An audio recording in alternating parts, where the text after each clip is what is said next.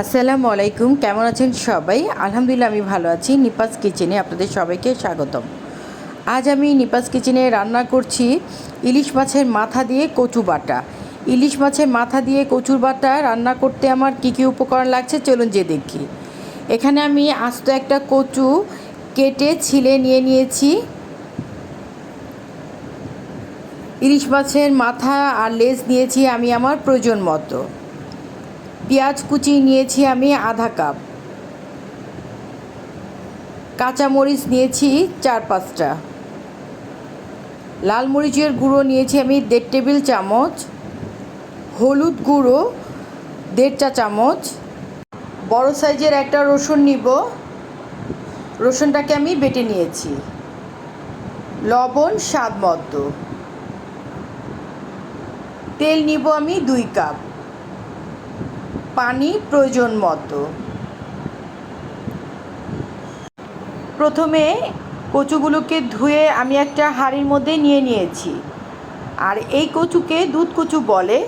কচুগুলোকে আমি একটু ভাপ দিয়ে নিব। আমি এখানে প্রয়োজন মতো পানি দিয়ে দিচ্ছি।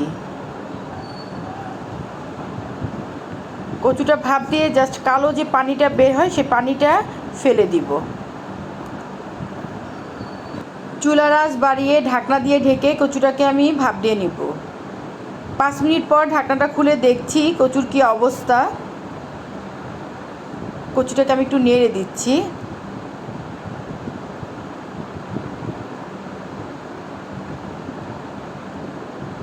আমি একটু উলট পালট করে দিচ্ছি, উপর নিচ করে দিচ্ছি। কচুটা আমি আবারও ঢাকনা দিয়ে ঢেকে দিচ্ছি। 5 মিনিট পর ঢাকনাটা খুলে দেখাচ্ছি। কচু দেখেন কমে কতটুকু হয়ে গিয়েছে। এখন আমি কচুটাকে নেড়ে দিচ্ছি। কচুটা নামিয়ে পানি সেকে ঠান্ডা করে তারপরে কচুটাকে আমি বেটে নিচ্ছি। চুলায় আমি একটা হাঁড়ি দিয়ে দিয়েছি, হাঁড়ির মধ্যে তেল দিয়ে দিলাম। কচুর মধ্যে কিন্তু অনেক তেল লাগে। তেল গরম হয়ে গিয়েছে, এখন আমি দিয়ে দিচ্ছি পেঁয়াজ কুচি। চুলার আঁচটা আমি মিডিয়াম হিট করে দিলাম। পেঁয়াজ কুচি দিয়ে তেলের মধ্যে ভালো করে পেঁয়াজটাকে ভেজে নিচ্ছি।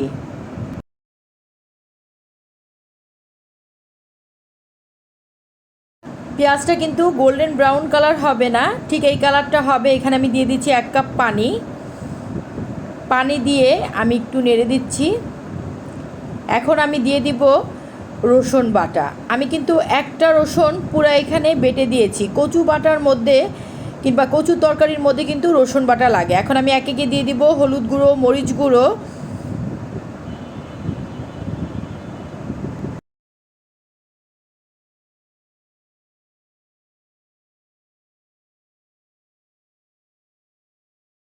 মশলা দিয়ে আমি ভালো করে নেড়ে দিচ্ছি।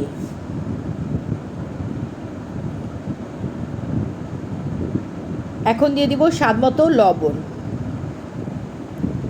লবণ দিয়ে মশলাটাকে নেড়ে ভালো করে কষিয়ে নিচ্ছি।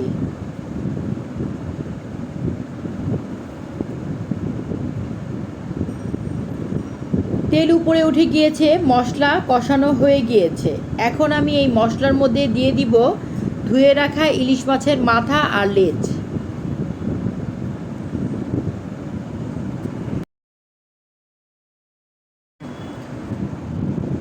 দিয়ে আমি নেড়ে দিচ্ছি।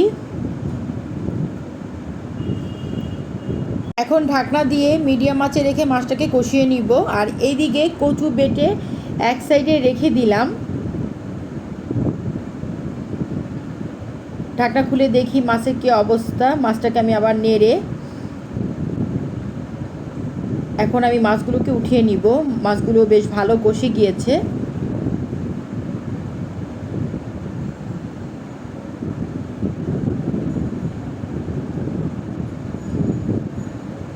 ঝোলের থেকে মাছগুলো আমি তুলে নিচ্ছি।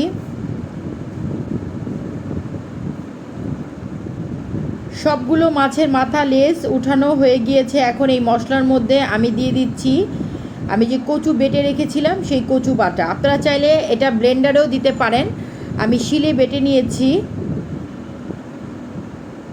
মশলার সাথে ভালো করে কচুটাকে নেড়ে মিশিয়ে নিব। চুলার আঁচটা আমি বাড়িয়ে দিচ্ছি। এ পর্যায়ে কচুটা কিন্তু ছেড়ে দেওয়া যাবে না, নাড়ার উপরে রাখতে হবে।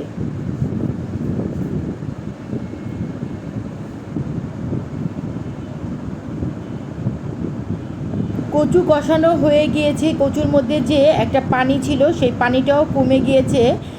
এখন আমি দিয়ে দিব মাথা আর লেজ, যেটা কষিয়ে উঠিয়ে রেখেছিলাম সেটা দিয়ে ভালো করে নেড়ে দিচ্ছি। শুরুতে দিলে একদম ঘাটা ঘাটা হয়ে যেত, সেজন্য আমি শুরুতে দেইনি।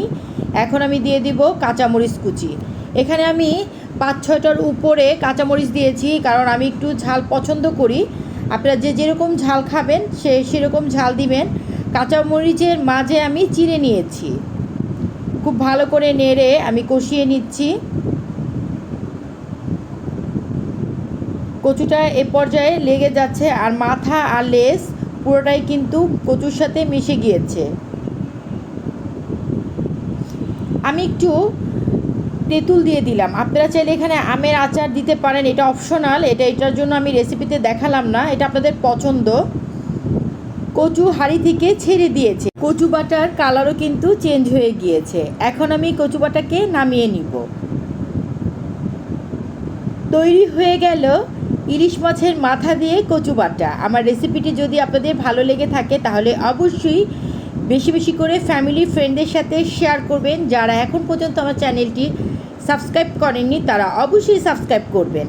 ধন্যবাদ।